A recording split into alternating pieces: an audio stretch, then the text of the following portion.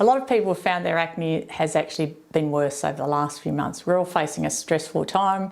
A lot of us are cooped up indoors, conditions with saunas and air conditioning and heat, and eating lots of junk food, comfort eating, sitting out in front of the TV in a heated environment. All these things can exacerbate your acne. Stress obviously is a big trigger for acne as well. We know that, and there's no doubt about it. The diet is an important contributor to making certain parts of acne much worse. What can we do about it? Obviously, come and talk to one of our doctors, work out what's causing the acne to be worse than it has been in the past.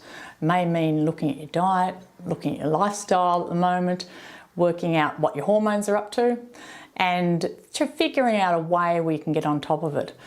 A lot of people use a lot of over-the-counter things that they're trying to fix quickly with acne, and often it is just disturbing the skin barrier. And until we get back to basics, restore the skin barrier, help the acne settle down and avoid all the triggers that could be causing it, we can then look at all the light treatments and medical treatments that we've got to offer here.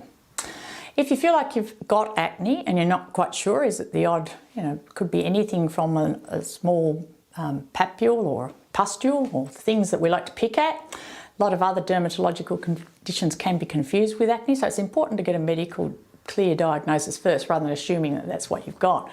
When you come in to see one of our skin doctors, we usually like to use a special machine called a skin scope, which allows us to see what the sebaceous glands are doing in the skin. They're the glands that produce the oily sebum type matter that comes from our skin that can make acne worse.